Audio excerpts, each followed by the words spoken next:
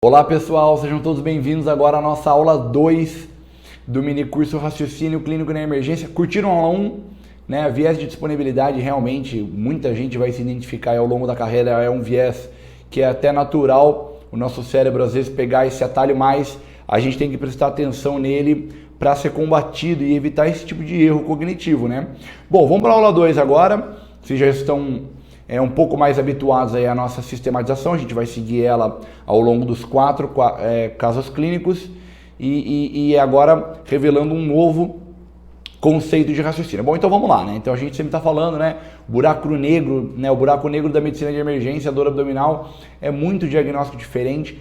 A aula de hoje, né? Esse caso agora, que é especialmente a aula 2, é um caso que eu vou pedir para prestarem muita atenção, é um caso um pouco mais complexo na sua apresentação do que o caso da aula 1, né, que acabou sendo uma Mittelschmerz, né, o diagnóstico, mas eu vou pedir um pouco de atenção e, como sempre, né, anotando as suas opiniões para a gente ir testando ao longo da aula. Bom, então tá aí o mapa do curso, né, o primeiro conceito a gente já discutiu, a gente já revelou, a gente já debateu, que é o viés de disponibilidade, né, que foi discutido na aula 1. Agora restam outros 3 conceitos, de novo, né, embaralhados ao longo dos próximos 3 casos clínicos, para a gente não dar nenhum spoiler, né? Então vamos ver agora qual deles vai ser. Então tá lá, a aula 2 vai ser esse personagem aí que tá já comendo aí com uma colher na boca, alguma coisa. Vamos ver o que ele tem, tá bom? E a aula 5, aula de revisão no final. Bom, vamos lá. Então a nossa sequência, né? Primeiro topografia, depois definição do caráter da queixa, para finalmente ampliar o exame, né? Para aí sim fazer uma ampliação e uma prospecção pertinente de sinais, para não ficar naquela lista, né, de compra de supermercado enorme, né? O senhor mora onde? O senhor teve hábito intestinal? O senhor tem dispneia? E não dá, né? No pronto-socorro, você tem que ser um pouco mais direcionado. Por fim, definição da gaveta sindrômica e discussão sobre os diferenciais. Tá bom? Então, pega aí seu bloquinho, né? Se ajeita e vamos prestar atenção nesse caso, que é um caso um pouco mais florido. Então, tá lá, né? Homem de 67 anos, né? É o nosso paciente desse caso. De prévio, ele tem hipertensão arterial sistêmica, né? E também é um paciente com ICC, né, em uso aí de carvedilol e captopril. Você fala, bom, tá bom. Então, é um hipertenso aí, cardiopata, de 67 anos. Beleza. Queixa principal, né? O paciente refere que há 2 dias está com uma dor abdominal. Você fala, tá. E de história da moléstia atual? Ele já vem há 3 dias prostrado, tá? E a dor há 2 dias com piora hoje. Então, de 3 dias para cá, o paciente já notou essa prostração, né? Seria tipo uma moleza, uma fraqueza generalizada, algo inespecífico, né? A gente vai explorar isso. Há 2 dias abriu o quadro de dor, mas hoje piorou, né? É o que deve ter feito ele ter vindo ao pronto-socorro. Olha os sinais vitais, tá? Pressão arterial 9/5, então já é diferente do outro caso, né? Já é um paciente que já está com uma pressão aí tocada, frequência cardíaca de 115, taquicárdico, taquipneico, né? Frequência respiratória de 24, beleza. Saturação 98, temperatura de 37 e Glasgow 14. Você fala, tá bom. E do exame físico direcionado do abdômen aí para começar o caso clínico, é notado um abdômen distendido, né? Com uma dor difusa, porém sem descompressão brusca. Então, a dor que aparece aí na queixa, né, da queixa principal, existe também, né, essa sensibilidade no exame físico, porém difusa, né? E sem descompressão brusca, tá? Beleza. Então, tá bom. Diante desse caso clínico, o que a gente faz? O primeiro de sempre, né? Então, assim, dimensionar, né, regionalizar, né? Ter ideia da extensão do acometimento da queixa do paciente. Então, topografia. Olha, o paciente refere que a dor é uma dor difusa, né? A sede dela, né, numa tentativa de localizar, ele fala que fica aí próxima, né, dessa região periumbilical, né, de mesogástrio, nessa divisão topográfica de 9 regiões do abdômen, porém, sem irradiações e sem migração, né? Lembrando, né, a diferença de irradiação para migração que a gente já comentou na aula 1, bom, beleza, né? Já sei o diagnóstico. Não, né? Já sei, não, já vou pedir um exame. Assim, calma, né? A gente vai prestar atenção no quadro clínico do paciente, ver se tem algo para fazer imediato, claro, né? Sempre na medicina de emergência, se tiver algum suporte a ser feito, mas vamos adiante, né? Caráter da dor, então, né? Então o paciente está com essa dor aí mal definida, qual que seria o caráter, né? A qualidade, a natureza da dor, né? Conforme a gente sempre vem dizendo, procure substituir a palavra dor pelo caráter. Então, assim, é um latejamento, né? Será que ele está com uma espécie de uma cãibra no meio da barriga, né? É uma dor enrasgando, ó, né? Já dá a ideia de algum diagnóstico diferencial, né? É uma constrição. O que o paciente fala? Então, ele fala o seguinte, ó. Ele fala assim, olha, tenta definir, né? Qual que é o tipo da sua dor. O paciente fala, olha, é uma dor chata, indefinida, né? Inespecífica, eu não consigo descrever, mas ela é progressiva. Você fala, bom, então tá. É uma dor que ela está progredindo ao longo do tempo, né? Então, uma vez instalada, ela está só piorando, não é isso? Né? E o paciente não consegue definir muito bem. Ele fala que é uma dor chata, que incomoda, né? Você tenta aí jogar uma palavra ou outra para ver se o paciente pesca, ele fala, não. Bom, acontece, né? O que a gente faz nesses casos? A mesma coisa que a gente faz em todos os outros, que é lembrar, né, que o caráter é só a estrela da nossa árvore de Natal. Então a gente precisa agora tentar buscar novos dados, de preferência com a descrição não induzida do paciente, não é isso que a gente combinou, né? Para tentar ver se a gente consegue pegar, beber na fonte aí. Beleza, então pedindo para o paciente escrever um pouco mais, ele fala o seguinte, vamos lá. Estou mole, né, prostrado, né, há 3 dias. Beleza, isso eu já sabia. De 2 dias para cá eu fiquei estufado, né, foi identificado inclusive no exame físico, né, uma distensão abdominal, com uma dor chata, indefinida, inespecífica e progressiva. Bom, com o que a gente tem aí? Eu preciso de mais dados, né? Olha, de todas as características dos predicados da dor, dessa lista enorme, vamos tentar explorar o que a gente já conseguiu pegar aí. Então tenta anotar. Né? Antes de passar para o próximo slide, fala assim, não, vamos treinar, né? A ideia do quiz é você exercitar, né, o método de raciocínio, né? Para não ficar aquela coisa, né? Ah, eu olhei mal menos, pedi um exame mal menos e não sei o que está acontecendo. Não, né? Então vamos lá, senão a gente passa para o próximo slide. Então vamos lá, né? Sede, mesogástrico, beleza? Está localizada ali, ele mesmo fala, periumbilical no centro do abdômen e difusa, beleza? Caráter ficou indefinido, né?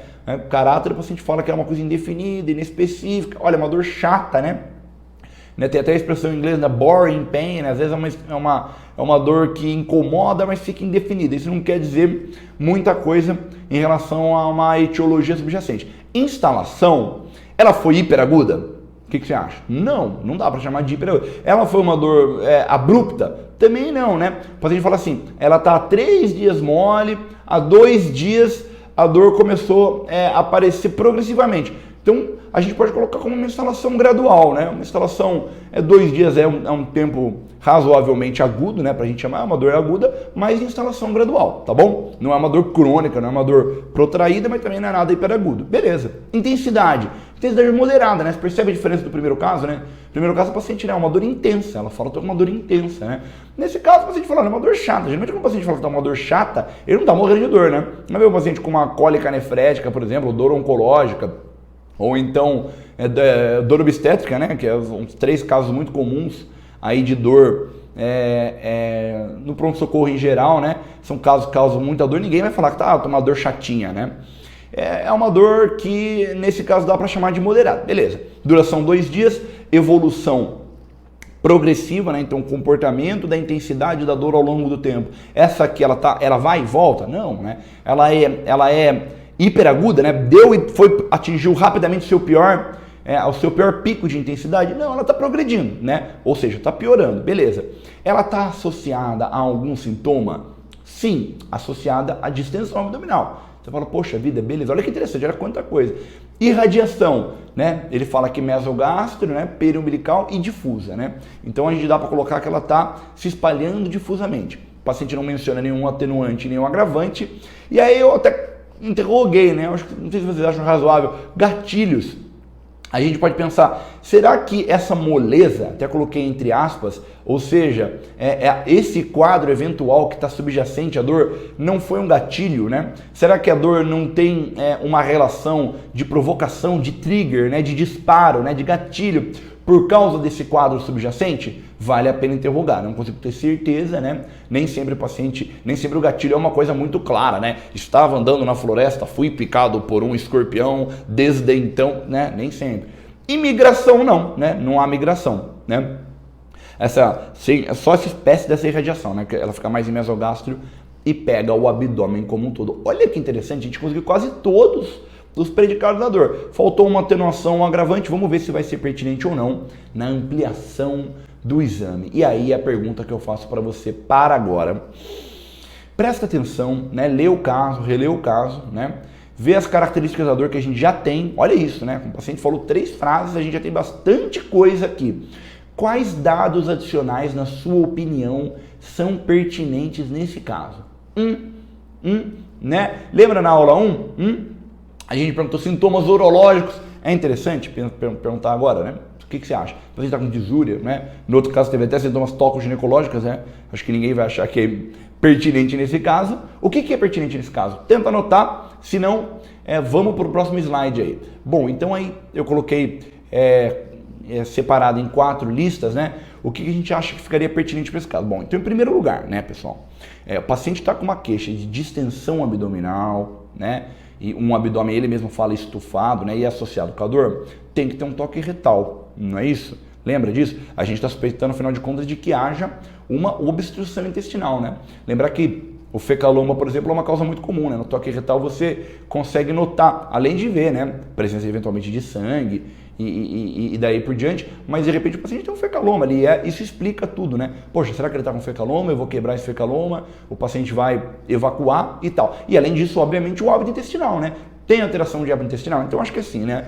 Todo mundo, acredito eu, deve ter anotado no papel. Essas 2 perguntas são obrigatórias. Isso que é você ampliar o exame físico de maneira pertinente. Fala, bom, beleza.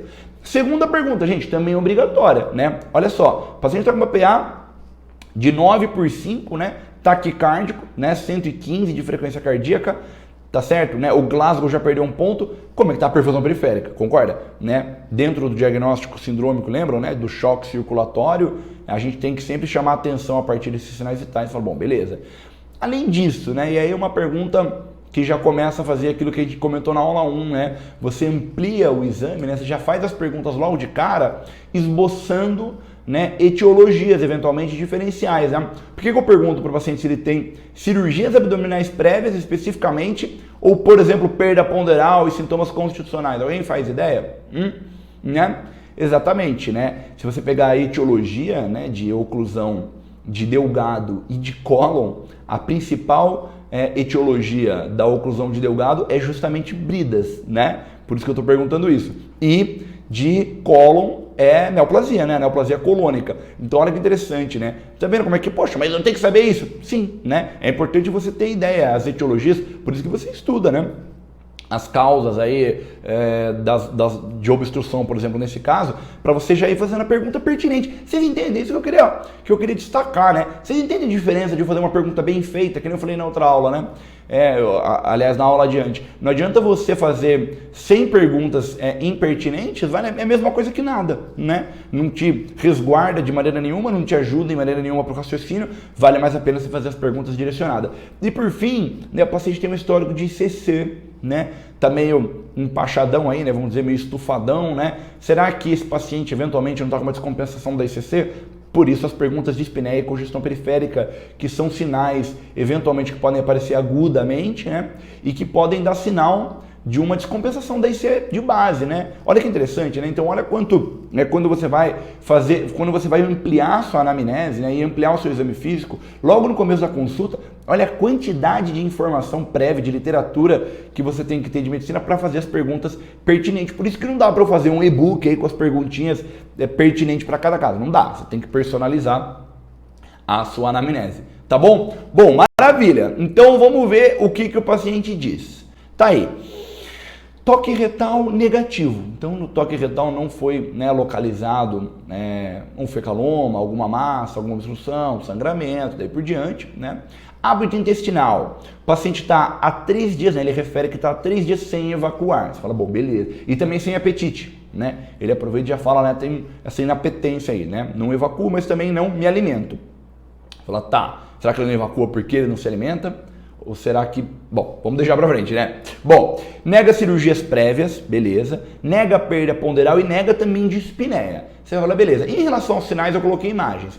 Então, sobre a perfusão periférica, que nós gostaríamos de saber, e sobre a congestão periférica, né? Estou perguntando de congestão pulmonar especificamente, poderia ver também, né? É algo que poderia ser presente, mas uma congestão periférica poderia ser um sinal importante. O paciente nega dispneia, né? Falando da congestão pulmonar. O que você acha? Olha aí as duas imagens, fala, o que tem a ver essa perna aí? É a perna dele, né? E as mãos do paciente, né? As mãos, para dar uma ideia aí da extremidade, da periferia, comente, tá? E aí, vai tentando comentar que eu já vou continuar falando aqui. Para, né? Fala, olha, eu acho que tem isso, eu acho que tem aquilo, e qual que é a relação disso com o caso clínico? Vamos treinar esse exercício, tá? Senão eu vou tocar, né? Adiante. Então, o que eu vou comentar aqui, né? Principalmente para os alunos que fizeram, né, a nossa edição anterior desse curso online, Raciocínio Clínico na Emergência, ao invés de dor abdominal, a gente falava sobre queixas dermatológicas na emergência, né? Então, eu vou fazer uma pergunta especialmente para os alunos que já foram alunos dessa edição, mas para todo mundo, tente você responder, né? Que alterações? São alterações cutâneas, você concorda? As duas imagens são manifestações cutâneas, né? Apresentações cutâneas, na derme, na epiderme, né? Enfim, qualquer uma das camadas, mas o que você nota? Então, olha, tenta responder, que senão a gente segue adiante. Então, olha, perceba que na mão, né? Se vocês lembram da classificação que a gente fazia, né, a primeira inicial, qual o tipo de alteração? No caso da mão, agora eu estou olhando para a mão, uma alteração de cor. Você fala, poxa vida, é verdade, né? Que tipo de alteração de cor, né? Olha, né, parece que existe até um componente mais azulado aí nas extremidades do dedo, né? Na imagem, ou então um pouco mais pálido, né? Dando essa impressão de azulado. Você fala, bom, verdade, realmente. Essa alteração parece ser do tipo vásculo sanguínea. Lembram disso? No fluxograma de classificação para você raciocinar? Há uma pergunta que eu faria para vocês, na sua opinião, né? Você acha que esse tipo de alteração de cor, né? Provavelmente vásculo sanguíneo, ela some a digitopressão? O que vocês acham? Se eu pegasse o dedo desse paciente agora, né, que está aí com uma pressão tocada, né, e uma frequência cardíaca elevada, você acha que sumiria a digitopressão? Sumiria, né? Isso aí provavelmente é um déficit perfusional, né? A gente veria por aí, por exemplo, o tempo de enchimento capilar, se ele está retardado, se ele está normal, não é verdade? Olha que interessante, né? E a pele, né? A pele da perna. Que alterações vocês notam, né? Lembra dos grandes grupos? A gente está notando aí uma alteração de cor, né? Aparentemente também uma alteração de espessura, né? Há uma alteração de espessura, concorda comigo? Das alterações de espessura, que tipo de alteração você nota aí? Dá para ver pelo maléolo, lembra disso? Essa dica que a gente dava? Olha, existe um edema, né? O nome dessa alteração é um edema, normalmente o edema, a natureza dele é por extravasamento de plasma, só que existe uma alteração de cor, né? Que lembra muito, nesse caso, aquela dermatite ocre. Lembra da dermatite ocre?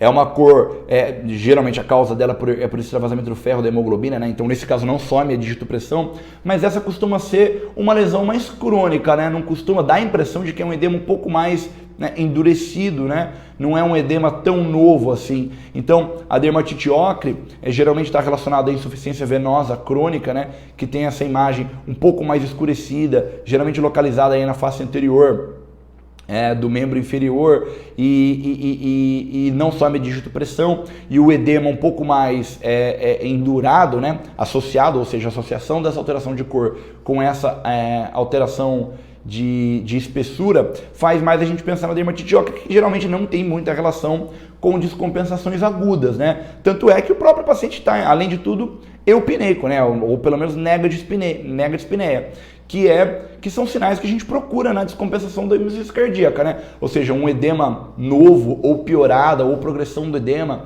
e associado à dispneia, são características que a gente busca na insuficiência cardíaca agudamente descompensada e não tanto dermatite ocre. Por outro lado, a mão, há sinais de livedo, né? Há sinais de má perfusão periférica, né? De tempo de enchimento capilar mais lentificado. Tudo bem? Então essa vai ser a nossa interpretação inicial. Falar, olha, de fato o paciente, portanto, está com um déficit perfusional. Agora, em relação à perna, não chama muita atenção. Parece algo mais, ainda mais dentro do contexto, no paciente sem essa queixa exatamente, não parece uma causa de descompensação, um sinal secundário, uma descompensação necessariamente aguda da insuficiência cardíaca, né? Afinal de contas, o paciente já tem insuficiência cardíaca crônica, tá bom? Então, vamos continuar focando na dor abdominal em si, para explicar isso, porém levando em consideração a má perfusão. E a gente chega na nossa pergunta, né, no nosso item 4, tá? Qual você diria que é a hipótese diagnóstica sindrômica que a gente precisa fazer para esse paciente diante disso? Então, o paciente com uma dor abdominal, né, há 3 dias já estava meio mole, não é isso? Está estufado, o exame físico comprova essa dilatação, porém com o toque retal normal, há 3 dias sem evacuar, né? E um membro inferior com edema mais endurecido, mas com uma dermatite óssea, porém mal perfundido. Hipótese sindrômica, tenta anotar aí, senão a gente muda para o slide. Então, a primeira coisa, né? Queria dar até esse toque para vocês. E esse caso é um caso que merece chamar atenção a isso, né?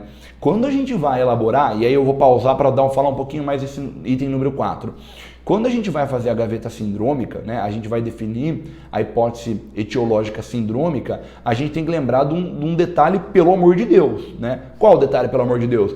Né? Não se esqueça dos sinais extra queixa principal. O que significa isso, né? Muitas vezes o paciente está lá, tô com dor abdominal, abdômen dolorido, abdômen estufado, a barriga, o que está acontecendo com a barriga? Gente, não se esqueça dos dados que estão além da barriga, mas estão no paciente. Afinal de contas, o paciente é o paciente. E aí eu listei para vocês, olha isso, né? O paciente está com uma PA de 9/5, dá uma PAM, né, pressão arterial média, de 63. O paciente está hipotenso, né? O paciente está com hipotensão. Frequência cardíaca de 115, taquicardia. Frequência respiradora de 24, taquipneia. Olha isso, né? Já alterações, por enquanto, em 3 sinais vitais. Estado mental alterado. Né? Lembra que assim, Glasgow 14, perda de ponto no Glasgow, não é qualquer coisa não, né? Lembra, o próprio Kik-Solfa já pontua, né, o Glasgow nesse sentido. Ou seja, você não pode falar, não, Glasgow 14, até 12 tá tranquilo. Não, tem que chamar atenção para que o paciente está com o Glasgow 14, né? Além disso, e pior talvez do que tudo, livedo, né, má perfusão periférica, pelo menos aí na ponta do dedo, né? Tempo de enchimento capilar retardado e, finalmente, e talvez esteja o menos chamativo nesse caso, a dor, mas a distensão aguda. Portanto, na hipótese diagnóstica sindrômica que você vai fazer aí, você tem que contemplar todos esses sinais, entendeu? Não pode colocar, né?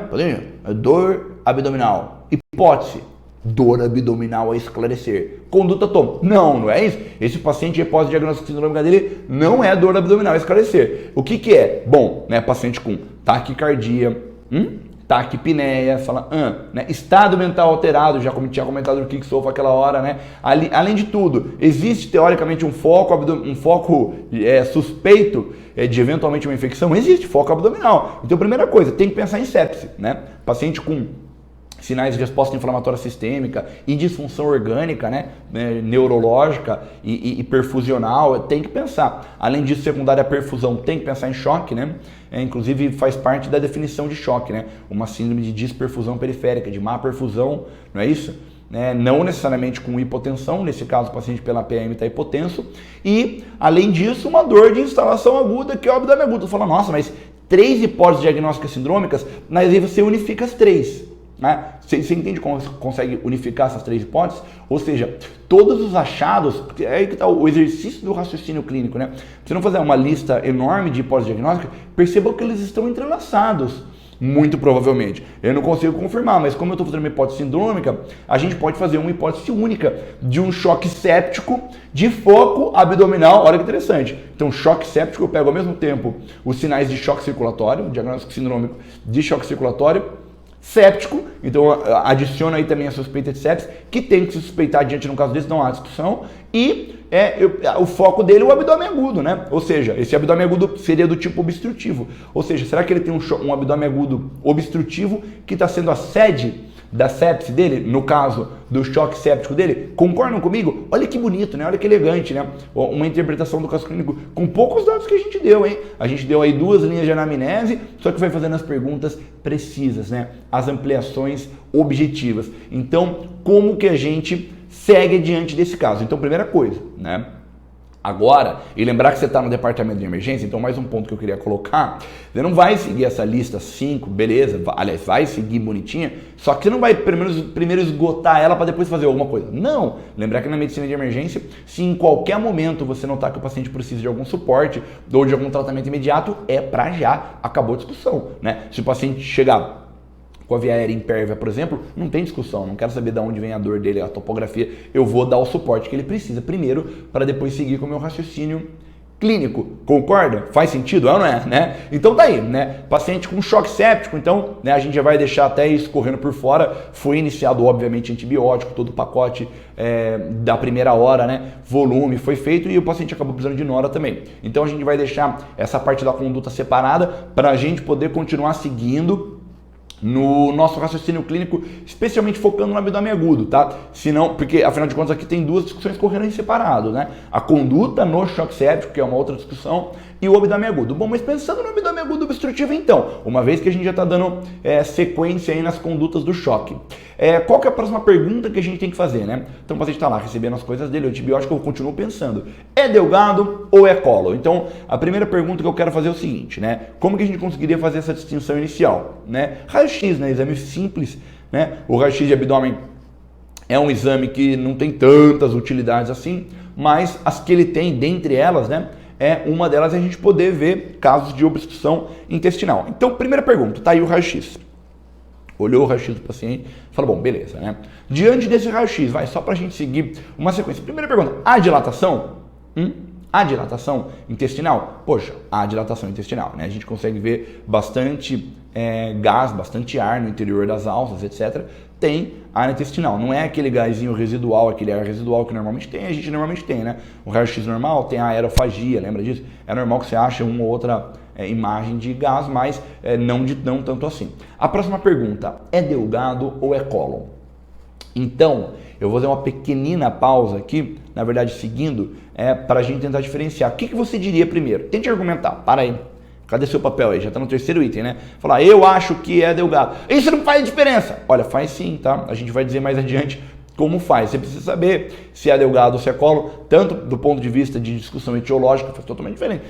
A gente já não comentou mais cedo, né? Primeira causa de abdômen agudo obstrutivo colônico é neoplasia, né? Diferente de delgado, por exemplo. É importante falar, o senhor está com uma suspeita de uma neoplasia, pelo menos o caso clínico seja compatível. O que se diria, né? Para falar aí, é delgado, é cólon, o que é? Bom, portanto, a gente vê, vou seguir adiante, tá? Um dos sinais característicos da dilatação, especialmente de delgado, que é o empilhamento de moeda, né? Você consegue notar nessas distensões, né? Isso diz muito a favor de dilatação de delgado, além de que, né, a distensão é central, né? Lembra que o cólon tem uma disposição mais periférica, né, no panorama da radiografia, e você vê, além disso, edema de alça, né?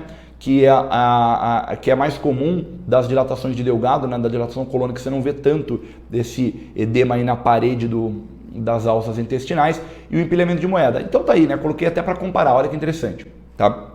Então, distensão de delgado, 75%, né?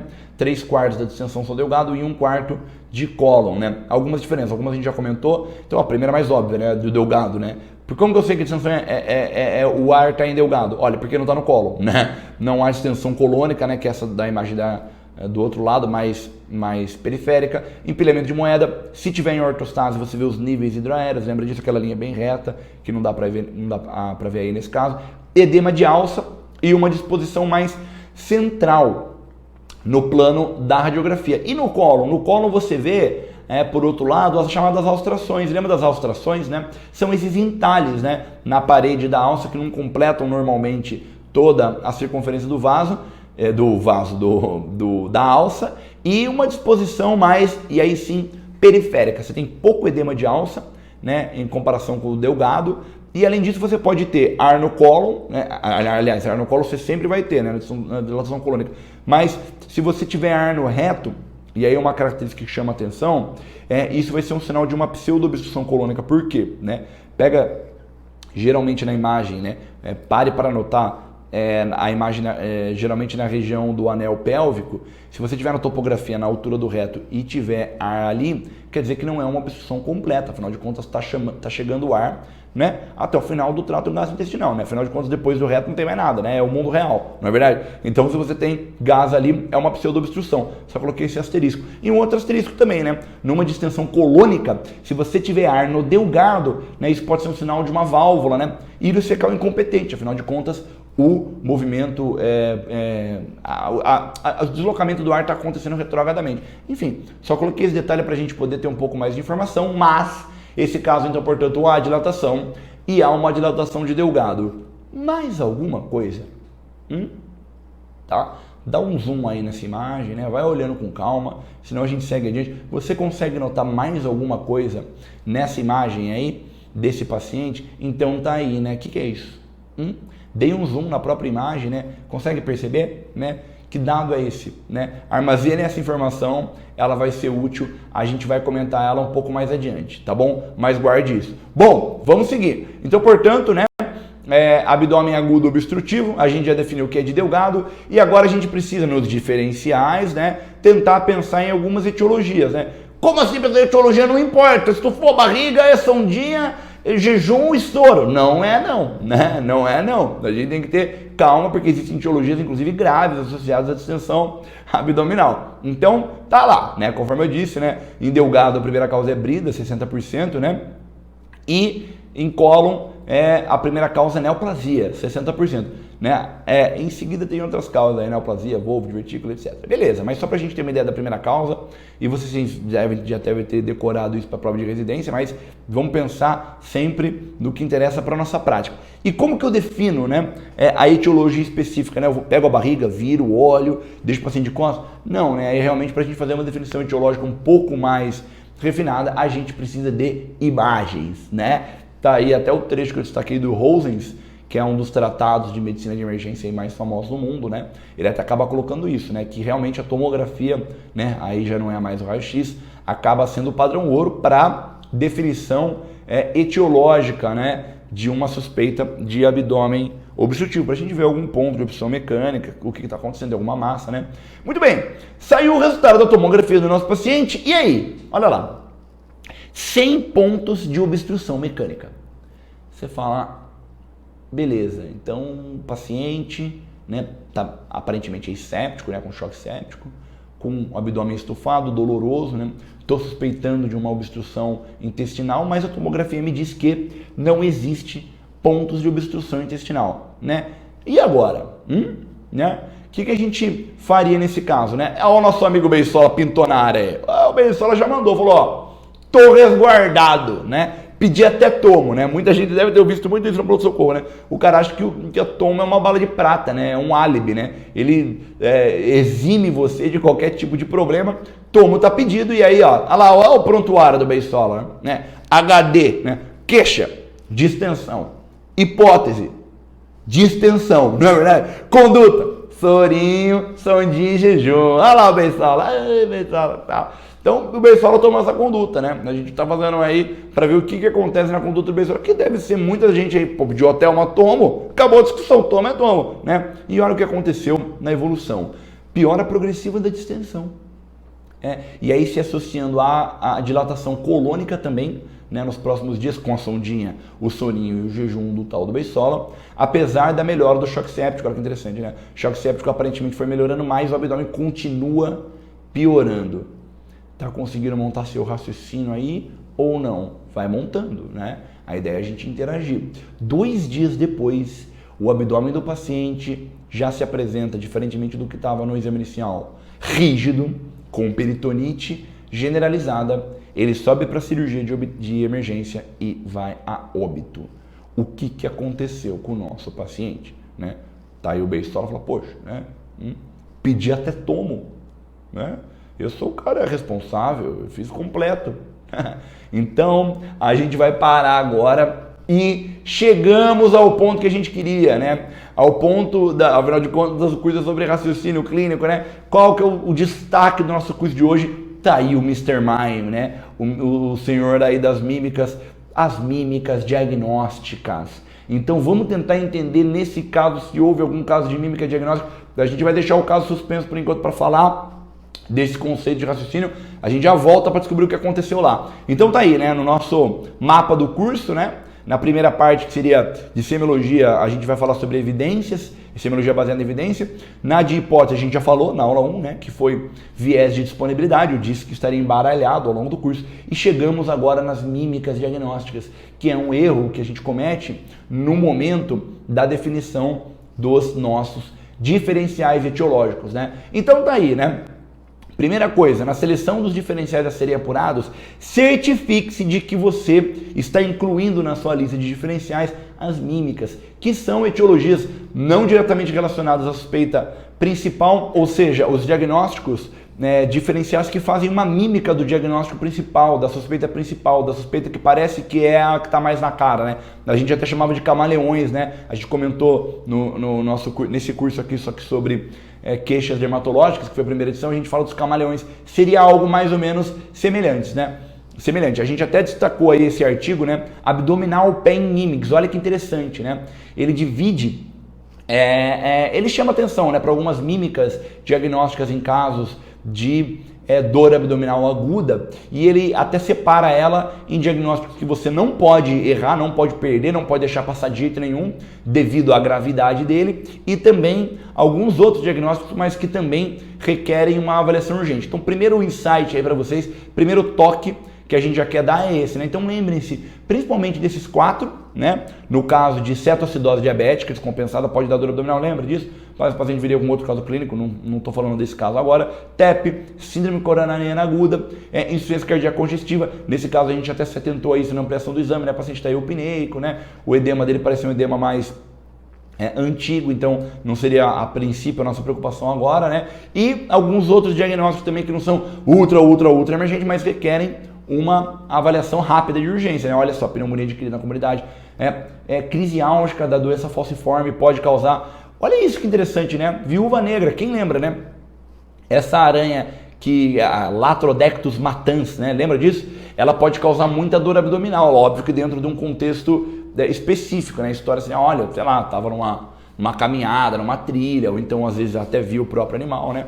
Além disso, angioedema hereditário, né? A gente comenta na nossa aula de anafilaxia, no nosso curso presencial, exatamente que o angioedema em acometendo o alço intestinal pode gerar uma dor abdominal muito desproporcional, que inclusive pode ser confundida com abdômen agudo, e outras causas, neoplasia hematológica, tá bom? Só para vocês lembrarem. Então, assim, primeiro ponto, né? Lembrem-se das mímicas diagnósticas, né? E aí o detalhe que a gente faz, que a gente chama é o seguinte, né? Como que a gente tenta evitar, né? O que a gente pode fazer para evitar esses tipos de erros nessa etapa do raciocínio, né? Que é na formulação e na identificação dos diagnósticos diferenciais. Olha, gente, tem artigos sobre isso, né? Tem bastante revista, especialmente sobre a educação médica, que eles procuram fazer trabalho, revisões, meta-análises sobre esses erros. E olha que interessante esse destaque que eu trago para vocês. Olha, 2/3, né? E esse caso, essa série é somente sobre erros diagnósticos em dor abdominal aguda no pronto-socorro. Olha que interessante.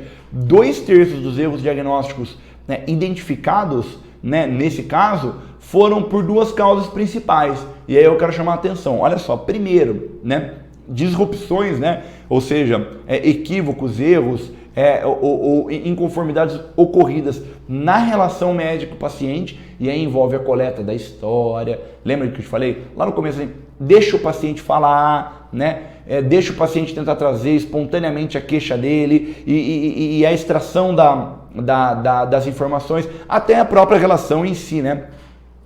Uma boa relação ou um litígio eventualmente pode atrapalhar. E em segundo lugar, disrupções ou descontinuidades no segmento. Quem que nunca viu isso no pronto-socorro, hein? Olha só, né? Erros e perda de segmento entre checagem de exame e reavaliação. Então, o que o artigo percebe, né? Ele pegou todos os erros cometidos, né, em caso de dor abdominal aguda no departamento de emergência, e ele repara isso, por exemplo, né, o médico da manhã faz um atendimento, começa um atendimento, passa o plantão, lembra daquele famoso reaval, né? Você chega no plantão da noite, eventualmente, muita gente até manda isso, né, no Instagram, né, nosso, @emergencista, né?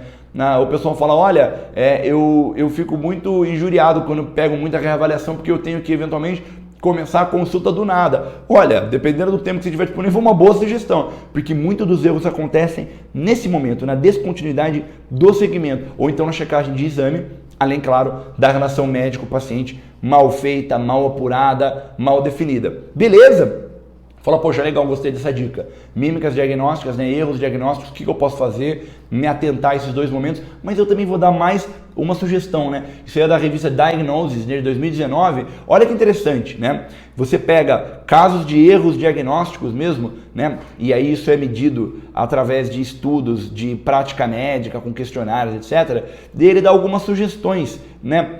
E aí é uma coisa que a gente acaba fazendo muito No programa de residência de medicina de emergência a gente faz bastante isso e é uma prática comum aí em vários programas de residência, especialmente internacionais, são reuniões de morbimortalidade, né? Ou seja, isso é muito comum em programas de residência ou em treinamentos de educação continuada em hospitais. Você pega aqueles casos em que houve um desfecho desfavorável, né? Coloca todo mundo dentro de uma sala, né? Sem querer apontar dedos necessariamente, muitas vezes os erros têm várias causas, né? São multicausais, mas você faz uma reunião para tentar ver qual foi eventualmente algum ponto de virada que poderia ter acontecido para que o paciente não tivesse aquele desfecho desfavorável. Então, como é que eu vou fazer essa reunião? Às vezes nem residência eu faço. Veja você, reveja você, revise os casos que você atendeu. Então, uma sugestão muito importante para essa aula, talvez uma dos pontos principais dessa agora aula número 2, que eu te dou é essa, ou seja, tente ter um caderninho, tente ter uma anotação, tente ter um arquivo no computador, né, onde você revisa os casos, especialmente em que houve mau desfecho. Ainda mais o pronto-socorro, as pessoas estão muito acostumadas a atender o paciente embora do plantão e nunca mais, não é verdade? Querer saber daquele paciente. Volte atrás, especialmente nos casos em que houve erros. É um excelente treinamento para você poder identificar equívocos cometidos ou mímicas de diagnósticos que passaram batidos, né, esses camaleões que passam batidos. É uma excelente forma de você aperfeiçoar o seu raciocínio diagnóstico. Beleza? Falar, beleza, professor, mas e o nosso paciente? Eu que pergunto. Tá aí, né, o resumo dele. O que houve, né? Fala, puxa, né, paciente 67 anos, hipertenso cardiopata. Beleza. Né? Dor e distensão abdominal e já estava prostrado há 3 dias. Você fala, beleza. Chegou aí com choque séptico, tá bom? E distendido. Dente biótico voluminora, né? Abdômen agudo obstrutivo, a gente definiu que era de Delgado e atomo sem obstrução mecânica. O Beisola falou que estava tranquilo, não é isso? Né? Ele, apesar da melhora da sepse, piorou, foi para uma cirurgia de emergência e foi a óbito. O que houve nesse caso? Então a gente vai de novo para o nosso mundo paralelo e o que a gente faria depois da tomografia vindo normal? A gente prossegue no nosso raciocínio clínico. Então, primeiro ponto, tá? Até coloquei aí, né? Do Sliding e Fortrans, que é o tratado que a gente está usando muito como referência. Primeiro ponto a se considerar, pessoal. Quando há uma obstrução intestinal, e você quer saber, primeiro, delgado ou cólon, beleza. Mas tanto de delgado quanto de cólon, há obstruções mecânicas, beleza? Visualizado obstrução mecânica, mas há obstruções não mecânicas, né? Isso eu já sabia, né? Então, são as chamadas obstruções funcionais, ou seja, há uma obstrução, vamos dizer assim, do trânsito intestinal, né? Há uma distensão intestinal, porém de causa funcional, sem uma oclusão mecânica. Ou seja, no delgado, a gente tem a síndrome do ilho paralítico, né? Ou ilho adinâmico, que pode ser uma causa de abdômen distendido funcional. E no cólon, a síndrome de Ogilvie, né? Ou pseudo-obstrução colônica. Vocês lembram disso? Né? Já deve ter ouvido falar com certeza. Então, primeiro ponto aí do Beisola, né? Eu já pedi uma toma, não tem obstrução mecânica identificada. Beleza, mas pode ser uma obstrução funcional, não é verdade? Como no nosso caso era delgado, a gente tem que pensar em causas de obstrução intestinal, de distensão intestinal, de delgado funcionais. Olha a lista. Fala, meu Deus do céu. Olha a lista enorme que tem de causa de abdômen agudo como obstrução funcional de delgado. São infinitas, grande parte delas relacionadas a estados metabólicos comprometidos e sistêmicos. E olha o nosso paciente, tá? Essa imagem, alguém consegue identificar? Essa imagem é uma imagem do intraoperatório do nosso paciente que acabou indo a óbito depois. Olha o que a gente consegue notar, tá vendo as alças, né? Olha, múltiplas lesões isquêmicas, né? Até intercaladas, né? Muito, esse padrão de lesão muito sugestivo de isquemia, né? Então alças já sofrendo do ponto de vista perfuncional. Fala, olha, eu sabia que ele estava mal perfundido na extremidade também, mas não no intestino. Pois é, né? Isso pode ser uma causa de obstrução e nesse caso do paciente, né, de dilatação intestinal, olha qual que foi o diagnóstico final que o paciente ficou. Nome, né? Ou seja, isquemia mesentérica não oclusiva. Existe isso? Você vai falar assim, calma. Não oclusiva, o intestino ou o vaso? Calma, as duas coisas, tá? O paciente não tem oclusão mecânica de alça intestinal. Você fala, beleza. Pensei em ilho paralítico ou Ogilvie, quando acomete cólon. Lembra que nesse caso depois até se espalhou para o cólon. Beleza, mas dentro das causas de isquemia mesentérica, a gente tem também com oclusão do vaso e sem oclusão do vaso. E sem oclusão do vaso é a NOME, né? Não oclusive mesentérica isquemia. Olha só essa tabela do Schleininger, olha só. De todas as causas de isquemia mesentérica, a primeira é por êmbolo, tudo bem, né? O êmbolo vai lá e realmente oclui, 50%. Mas a segunda, antes que alguém fale doença rara, 25%. Olha, veja, de maneira global acaba sendo mais rara mesmo, mas dentro da isquemia intestinal, 25%, um quarto, né? A cada 4 pacientes que tem isquemia mesentérica, um deles um quarto é não oclusiva, né? E olha que interessante, como que você sabe que nesse caso é uma isquemia mesentérica não oclusiva? Primeiro, pela clínica. Você fala, poxa, tem diferença da clínica, né? Qual que é a diferença da clínica de uma isquemia mesentérica oclusiva e de uma isquemia mesentérica não oclusiva? Tá aí, né? Primeiro, geralmente, quando tem êmbolo ou trombo, é aquela instalação clássica que você deve estar se perguntando aí por que não houve o que você estava esperando. Lembra? Aquela instalação, aí sim, hiperaguda. Lembra disso? É quando impacta ali o êmbolo ou quando o trombo realmente oclui o vaso. Não é isso? Aquela desproporção entre o exame físico, uma dor muito intensa, geralmente associada a esvaziamento gástrico, né? Até o Rosens coloca como uma espécie de uma tríade, né? Entre essa instalação hiperaguda, o esvaziamento gástrico e essa desproporção da dor em relação ao exame físico, etc., né? Mas isso é quando ocorre uma isquemia mesentérica oclusiva. E na não oclusiva, olha, geralmente são pacientes já doentes, a instalação acaba sendo mais inespecífica. No caso do paciente, ele já estava séptico provavelmente há 3 dias, né? Olha só as características clínicas da apresentação dessa entidade, que é a isquemia mesentérica não oclusiva. É uma dor abdominal crescente, né, progressiva, né? Ou seja, compatível com o nosso caso, distensão abdominal e sinais de sepse, inclusive. Olha isso, a sepse muitas vezes está implicada na fisiopatologia desse tipo de obstrução. Olha o destaque que eu trouxe aí do próprio Schleininger e Fortrans. Ele fala o seguinte, né?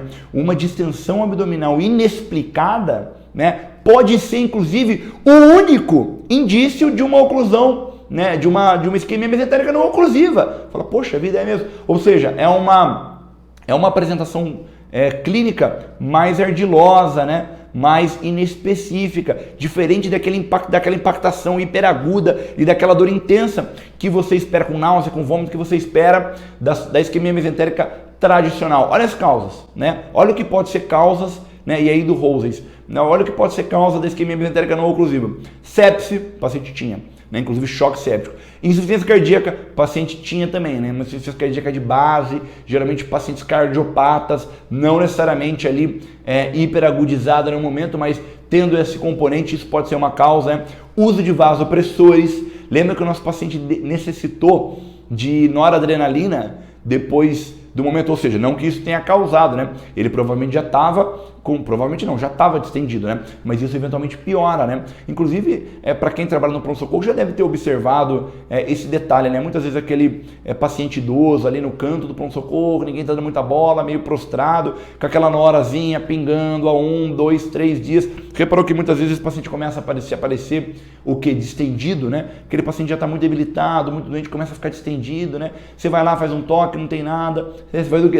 Sondinha, jejumzinho, né? Sorinho. E muitas vezes esse paciente, essa distensão intestinal dele pode estar sendo a apresentação de uma disperfusão intestinal, né? De uma má perfusão intestinal, muitas vezes dentro dessa entidade que é a isquemia mesentérica não oclusiva. E é o sinal que a gente achou lá na radiografia? Quem vocês lembram? Quem lembra qual era o sinal? Tem a ver com o caso? Ajuda. Olha como é que é interessante, né? Desde os antecedentes dele, ou seja, o paciente parecia que ele já estava doente. Lembra que a gente até colocou será que essa moleza, né? E aí muitas vezes no paciente idoso, né? O paciente que começa a abrir um quadro de sepse, né? Ele já está meio amolecido, já está meio prostrado, amolecido, né? Ele já está meio prostrado, ele está meio cansado, e aí muitas vezes acaba participando da etiologia da doença mais séria. Era a pneumatose intestinal. Olha a imagem que interessante, né? No raio-x a gente percebia, né, essa imagem de ar entre a parede intestinal. Até 28% dos casos de isquemia intestinal podem apresentar esse sinal. Olha do outro lado a imagem aí do corte do SCAUT, da tomografia, né? Um corte aí já transversal, né? O SCAUT de um lado e o corte do outro. Você vê bem a presença, né, da pneumatose intestinal. Pode ser um sinal também associado. Maravilha, olha só, né? Até separei depois para quem já ficou muito interessado, até coloquei um artigo sobre isso, né? Isquemia mesentérica não oclusiva se apresentando com Ogilvy, né? Nesse caso, a Ogilvy é a síndrome do a pseudodistensão colônica, né? Ela é acometendo cólon. Lembrando que nesse caso, o nosso paciente ele também teve acometimento de cólon posterior. Beleza? Olha que caso interessante, né? Ou seja, todas as etapas do nosso raciocínio clínico, elas se entrelaçam no final das contas para dar o diagnóstico do paciente, que acabou nesse caso, infelizmente, sendo visto só no intraoperatório, né? Mas a gente já vê que desde os antecedentes que o paciente tem, então é um paciente cardiopata, é um paciente que já está provavelmente adoecido, né? Já está prostrado há algum tempo, no caso era uma sepse que estava progredindo no contexto desse paciente, ela evolui para uma distensão abdominal, né? E outros fatores contribuem aí, no caso a noradrenalina e daí por diante, tá bom? Então, take home points. Primeiro take home points que eu quero colocar.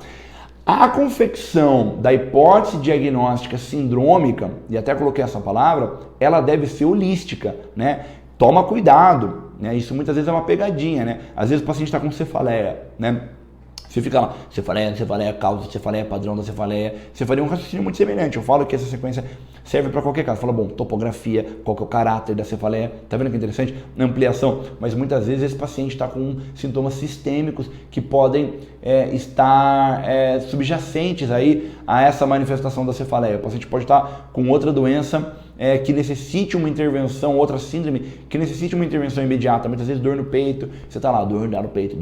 Poxa, o paciente está mal perfundido, está rebaixado, muitas vezes está precisando de intubação. Lógico que esse caso vai ser mais dramático, mas lembrar de fazer uma hipótese diagnóstica sindrômica holística, não pensando só na barriga. Segundo ponto, tomo não é álibi de ninguém, né? Que nem o nosso amigo Bestola fez. Muita gente pensa isso. Não fica filosofando, barriga, tome um abraço. Nesse caso, a tomografia não detectou obstrução mecânica, não é isso? E o paciente, entretanto, tinha nesse caso, um ilho paralítico, né? Um ilho dinâmico, né? Afinal de contas, ele começa no delgado e evolui também para Ogilvy, né? Cometendo o intestino inteiro, uma isquemia aí, acometendo grande parte do intestino, tá bom? Então a tomo não te deixa livre de nada. Depois a tomo, eventualmente negativa, continue prosseguindo a sua investigação diagnóstica. Terceiro ponto, em relação às mímicas diagnósticas, que é o ponto de raciocínio diagnóstico que a gente destaca. Preste atenção a dois itens, né? A relação médico-paciente ou follow-up, que é o segmento, que são nesses dois pontos, né? Disrupções, quebras, descontinuidades nesses dois pontos do atendimento onde normalmente estão implicados os erros diagnósticos, especialmente em pacientes com queixa de dor abdominal no pronto-socorro. Beleza? E finalmente, o que a gente falou sobre a reunião de mortalidade, que são feitas em grupo, seria o ideal, né? De repente, olha, se alguém estiver vendo a aula aí, é um gestor de pronto-socorro, é alguém que tem um papel de liderança, né? Ou de uma residência médica, de um programa educacional, estimula isso, né? Isso é sempre muito valioso, né? Você rever um caso, especialmente aqueles casos em que houve erros, tá bom? Ou então você tem o seu próprio caderninho e anota os erros cometidos. Ufa, tá bom? Então, assim, caso mais difícil, né? Lembrar que esse diagnóstico muitas vezes é um diagnóstico até pouco reportado na literatura, muitas pessoas não fazem esse diagnóstico, tava ruim já. É uma apresentação comum em pacientes muito debilitados, mas mais importante do que tudo isso, lembrem-se do conceito de raciocínio clínico, de você revisar os casos que você eventualmente teve mau desfecho para não cometer erros novamente.